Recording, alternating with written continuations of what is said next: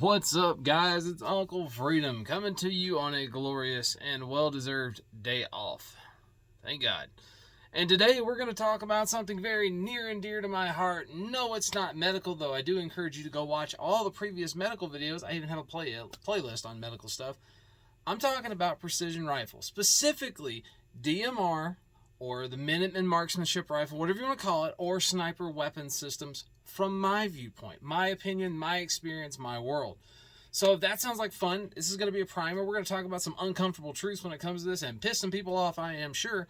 Go ahead and like, subscribe, tell a friend, because guys, we're growing.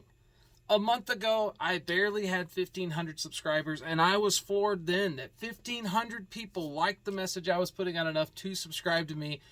I'm over 6,100, and I am thrilled. I appreciate it, guys. I appreciate the support. There's lots of cool stuff coming. I've had to really kind of think on my feet about what we're going to do next. For you lefties out there, we're going to be dealing with a really good buddy of mine, Sergeant Meany, Captain Meany, Officer Meany, whatever you want to call him. He's a friend of mine, a law enforcement officer from here in Nebraska, also a firearms instructor, an all-around solid guy, a veteran of our United States military, though he's Air Force, so does he really count? He'll tell you he doesn't. But that's fine. He's my bro, and we're going to be doing a close look at his rifle, because I had a bunch of lefties that were like, what rifle? His shit's pretty dope, and he can flat shoot, and I'm proud to call him a friend. We've had a lot of fun together. We'll have a good time with it. Be doing that shoot next week. We were going to do it last week, but my dumb ass forgot my camera, so hey. So, precision rifle. Okay. First off, what it is and what it isn't. And how do you even get started in this? Okay, first, PRS, so the Precision Rifle Series, is not a DMR rifle. It's not. It's not a designated marksman's rifle, and it's not a sniper weapon system, okay? PRS is the fine art of taking a 20-pound gun that doesn't move under recoil and hitting shit really far away. Is that impressive? Yes, those guys are awesome and technicians at what they do, but it's not the same thing. Being able to run a DMR, or an MRM, a Minuteman Marksman's Rifle, or a sniper weapon system, the first thing we got to look at is, what do we need it to do? What is our actual engagement range going to be? If you're telling me your engagement range is 1,000 yards and you are not currently in a conflict in the Middle East, you're full of shit. It's not. Take me, law enforcement, right? My maximum engagement range for law enforcement is 450 yards. That's it. Not 700, not 800, 450 yards. Now, does that mean I'm only proficient at 450 yards? Absolutely not. I regularly shoot out past 1,000 yards because I have a range that allows me to do that. But being in Nebraska, there's no shortage of that. But 450 yards is my maximum engagement. So I don't need a 300 PRC as a law enforcement sniper system. I need rapid follow-up shots, the ability to engage quickly, comfortable to shoot, and I need effective at 450 yards. So what does that mean for me? Well, for me, there's a 308, there's a 6-ARC, and there's a 5.56 gun. Those are the three I choose. Granted, 6.5 Creedmoor would probably be more productive in this realm with the wind that we have in the state, but I am infinitely more comfortable and confident on a 308 gun. I have shot 308 way more than my 6.5s, so it's a 308 for me because of my comfort, what I'm good at. And that's an important thing to take into account when we talk about building out one of these systems is, what are you comfortable with? If you are recoil sensitive, you are not going to go shoot a 300 PRC. You're going to die. But in reality, most long-range engagements that we will be talking about in a Minuteman end-of-day situation without rule of law, sniper weapon system for law enforcement, we're talking about 500 yards in end typically. A 5.56 round is more than okay at 500 yards. No, you're not going to pierce armor doing that shit, but you're not going to do that at fucking 100 yards either. What we're looking at is accuracy. And when we talk about accuracy, there's a misconception about how accurate things need to be. Yes, more accurate is better. My 308 guns are capable of half-an-inch groups, and I'm okay with that. My 6-ARC, capable of a half-inch group. I'm okay with that. My 5.56 guns that I put into this role are all capable of 3/4 of an inch or less. It's a very important distinction. With the appropriate ammo. Consistency is key. For me, my rifles, that is either 69, 77 grain Match Kings or 73 grain ELDM from Hornady. I know they're going to work. I know they're going to turn in 3/4 of an inch or less with those rounds. I know all of my dope back to front for those rounds out of my guns. That's the game. So for me, our standard of accuracy for marksmanship is roughly an 8-inch target at 450 yards. So we're talking just slightly less than a 2-inch group at 100 yards. Slightly less than 2 MOA. Now, to put that in perspective for you, almost any AR-15 that you buy off the shelf today that is capable of shooting a match loading 69, 68, 69, 70, 73, 75, 77, right, is going to be capable of putting together, unless something's really off, a group of smaller than 1.9 inches, which would mean they would be effectively okay to use in this role. But don't go thinking, I got my PSA, I'm good to go. That's not how it works, okay? PSA does make some pretty decent shit, though. The smaller your group, the better. For me, I want stuff to be below an inch at 100 yards, because that means if it holds true out to distance, I am less than 5 inches at 500 yards. Good old melon is about an 8-inch target. So I am more than okay for what I'm trying to do. I trust my ability to put rounds exactly where they're supposed to be using any of my guns. That's another very important fact that you have to be comfortable with. So when we talk about a weapons system, which I will do a very short video detailing the weapons system, I want to leave this one without the weapons in it because monetization, and right now they haven't demonetized me, so thanks YouTube. For those of you wondering how that's going for me, it's pretty cool. I never thought I'd ever make money on YouTube, but the money I am going to make, it's already been earmarked to go back into this channel for things that y'all have asked me to see. So, yay for that. In case anybody's wondering, that's anything. If you super thanks me, anything, every dime is going back into cameras, microphones, more ballistics gel, more sim test material, more organic stuff. Everything that I need to bring you guys what you guys keep asking me to see, and that's kind of the goal behind this. If it pays for itself and it doesn't cost me too much out of pocket, I'll keep making as much cool shit as I can. So, thanks. Now, there's another very effective truth to building out your rifle system. Simple is always better. I don't care who told you you needed all that cool shit on your gun. Simple is always going to be better. And let me tell you why. Because the environments in which we shoot are highly dynamic, meaning that your wind will change speeds, directions, in between you and the target multiple times while you're trying to work up your solution. So if you have all of the coolest gadgets in the world, you get something known as analysis paralysis, where you're waiting for those perfect conditions before you take that shot. That's a bad idea. Don't do that. But what you're actually looking at when you do this is you've run all these numbers, you've run this, you've got your Kestrel, and Kestrel tells you the wind is like 2 miles an hour, you know, zero value right at you. However, the part of this you missed is at like 400 yards, which you'd have known if you'd have looked at 600 yards, focused your optics to 600, and then looked back to 400. You would have seen the mirage doing some weird shit. That's because wind changes direction, does different shit between you and the target. Wind's the hardest thing for you to measure. So what you're actually doing is you spend all this time getting all your numbers exactly perfect, providing you put it all in fucking perfect to begin with and didn't give you the wrong fucking solution. Now you've got a solution.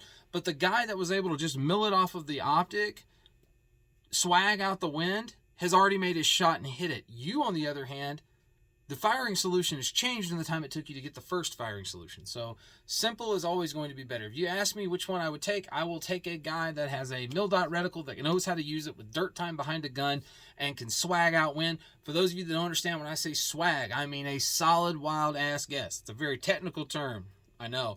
But that's what it actually is, because that's all we're doing with wind. Nobody's that good, but we can be better than most. So I'll take that guy that can swag out the wind every day, and I'll put him on target every single time, versus the guy over here that's got to check his 5 different things to make sure that everything's exactly as it's supposed to be before he takes this shot. Technology's great. Technology is not a substitute, people in the back. Technology is not a substitute for solid fundamentals in your ability to shoot a gun. I run into this issue with a very prominent person on YouTube. I'm going to make enemies. It's okay. Lucas from T-Rex Arms. Here's the thing. I don't care if you love or hate Lucas. I don't care how you feel about his religion. None of that shit bothers me. He's a free man. He can do whatever he wants. And I don't necessarily take issue with what he does. I take issue that people try to mimic what he does sometimes. For example, years ago, he talked about not wanting a bolt gun, not doing this, not doing this. I am a combat shooter. I shoot at this. I don't remember if he said that or not. Doesn't matter. But he was always shooting up close and very fast. And then he got into the game of precision rifle, long distance rifle. Good for you. I think it's a skill set everybody should learn because it isn't for everybody. It's not the easiest thing you'll ever do. And the first gun he posts up, and he's got a diving board. He's got $10,000 worth of stuff on this rifle. It's unrealistic. You're going to have people mortgaging their house trying to build the exact same gun that Lucas has got because he's got it, so it must be where it's at. It's not. And I can tell you, if I taught a class and you showed up with that, the first thing I'm going to do is take your batteries away. You're not going to use that shit. I'm not going to let you use it because the fundamentals of long-distance marksmanship are important. Your ability to do that with the binoculars so that you can see mirage and you can make a decision on what the wind's actually doing.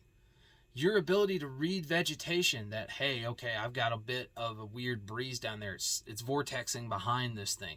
You can see that. You know, accounting for gravity is a constant. We can do that all day long. That's the reason there are literally drop charts that exist for every single centerfire cartridge ever made. Wind is another ballgame altogether. Learning how to look through your optic, estimate a distance, mill that out, do your math formula in a book, super easy. Get your actual distance to the target, hold on it, make a hit, versus having to rely on this stuff. And I'll tell you why it's important that those fundamentals are good, is because batteries will die. If you changed your batteries before you left on your operation, by the time you get set up, odds are they're going to die again. Because don't ask me why. It doesn't matter. It's just how it works. Same thing. Technology often fails. Electronics fail all the time. Ask anybody that's ever tried to link up with somebody on an FPCB2 unit in a military vehicle. It died en route. Nobody knows why. It was working just fine before we started moving, but now we have no idea where anybody's at. That's reality. Technology fails all of the time. The one thing that doesn't fail is this. That's the reason I tell people all the time, you want to do precision rifle? You want to show me you're serious? Have a logbook. That logbook is one of the most important things you'll ever have for precision rifle. Why? Because it's your link to previous engagements. Your link to what you did that worked so well on a day that was pretty similar to the day you're having now 2 years ago. That's what this is for. Record your shots. Record the ambient temperature, the humidity, your station pressure, where you're at, the distances you were shooting, and what your dope was for that day. Don't go crazy. Go back and reference those things. Build out an accurate ballistic chart for your rifle using your ammo. And in order to do that, you have to chrono your ammo. Never look at a box and go, well, this clearly says that, right here, we're doing 2,600 feet per second. I would bet you anything if I shoot that out of a gun, I'm not doing 2,600 feet per second, which affects things when you try to shoot further away. So get an accurate data on your velocities. Learn how to run your gun without all the fancy shit. The fancy shit is a crutch. The fancy shit should come in and make all of the skills you were currently using to make this shot easier, effective, and more efficient and fast. That's what you're shooting for. If you can read wind all by yourself and you've got experience, because that's how you learn it, time behind a gun, through the glass, on a rifle in the dirt, is how you learn how to read mirage, read vegetation. Once you've learned that, you're basically only concerned with all of the weather data that's on your Kestrel, because Kestrel's, newsflash, tell you the wind where you're at. They don't tell you the wind at 300 yards, which is really important, actually. So the other stuff it does is cool. But you take that initial stuff, you pop it into here, you've got your ballistics formula right here. You know that, all right, well, I got a 10 mile an hour full value I need to hold for, 2 mils. All right, cool. Make your shot. Habeas blessedus. Make your shot, okay? Understanding that stuff at a fundamental level that you can replicate because you know it is way more important than having cool shit on a gun. It just is. So, truth of this is you will never buy accuracy. You can buy an accurate rifle, right? I can buy rifles all day long. This rifle says it's guaranteed, sub-MOA. But then you get the same complaint from that dude. I went to the range and it didn't shoot smaller than 1.5 inches. Okay, what kind of rounds did you shoot? M80 ball? Well, that's your problem. You shot shitty ammo and expected a match rifle to do match rifle shit. That's not how it works. You got to buy good ammo. And then if they tell me, well, I bought the best ammo, right? And then their next thing is it fucking shoots all over the place. It's not that. Oh, here's the thing. Odds are I can get behind your gun if your gun's capable of it and put together a small-ass group. And then I'm going to look at you and tell you it's not the gun. It's you. The gun is a mechanical object. The most inaccurate part of any firearm system is the dude pulling the trigger, because we screw up all kinds of shit. That thing works just fine without you attached to it. So I guarantee you, if you're having serious problems out of a quality rifle, it's because you suck. And that goes back to your fundamentals. If you're not a sub-MOA shooter, your gun's not sub-MOA. I don't care. You're not going to hide behind things in precision rifle. You may get away with some things in an AR at 100 yards with like trigger squeeze and stuff by having a better equipment. Once we bump that distance out at 400 and 500 yards, you'll start missing because you're doing weird shit that you're not intending on doing and affecting the gun in ways that you're not supposed to be affecting the gun. So you can never buy accuracy for precision rifle stuff. You can buy accurate equipment, but if you suck as a shooter, it doesn't matter. You just basically threw money at stuff. So that's basically what we look at with this. Like, having all of the coolest shit in the world is not going to make you a better shooter. I do not like it when people get into this game and they buy the most expensive, badass stuff they can find because some YouTube personality told them it was cool, but they fully neglected the fact that they've never shot a sub-MOA group in their life. Just, you're not going to start now, man. This is a skill set, a very perishable skill set that you have to learn. All of these little things like your drop charts for your rounds, dope, so your data off previous engagements. Understanding how to read vegetation signs, understanding how to read mirage, how to adjust your binos so you can actually see mirage between you and the target at certain distance intervals. Knowing those things combined with technology makes you awesome. Because I'm going to tell you reality of a designated marksman or a sniper. And here it is. You're not a shooter anymore in this role. You're intelligence. You're a piece of intelligence apparatus that sometimes shoots. Just like people that clear rooms are shooters that sometimes collect intelligence. Your job is to watch through your optic, build range cards, observe everything, report information to people that can't see it on the ground, recognize things that are dangerous and are going wrong. Did he booby trap that door? Is he booby trapping that door? Is he wearing an S-vest and ready to clack it off when the guys come in the room? Well, the answer then is, as a shooter, it's your job to engage because you have the intelligence. That's what you are. We are gathering intelligence and watching what's going on, and then we are making the elections of whether or not to shoot or not shoot, giving that information to people on the ground who have to go into the building. But at the same time, much like in other stuff, there is no one or two shots because now they know you're shooting at them. You have to be stone cold with the fact that with that rifle, I can hit that target at this distance. Period. I know that this rifle shoots this ammo. This is my drop at this distance. Period. Shit, my rangefinder died. It's okay. I milled it. I know this is my distance. I'm good. Okay, I've got a slight crosswind at 300 yards or 200 yards. It looks like it's swirling a little bit. It's going to be an issue. Let me make an adjustment. I'm good. And then when the time comes that you do pull the trigger, you get a one-round impact and it's over. You don't warn them what's going or wing them or something like that. You just done. It's over with. That is the game we're talking about when we talk about sniper weapons platforms, designated marksman's rifles. That's the game. It's a very low round count in scenario game with high pressure put on your ability to observe information, relay information, gather intelligence, be judicious with your marksmanship, and make a no-miss shot when it's time to shoot. You cannot do those things with subpar glass, a bad rifle, if you can't shoot sub-MOA all by yourself with the best rifle on the planet, and it doesn't matter how much technology you throw at it, you're not going to make that shot if you can't actually, your marksmanship fundamentals aren't there to make that shot. That's an uncomfortable truth about this, is you cannot buy the ability to do it.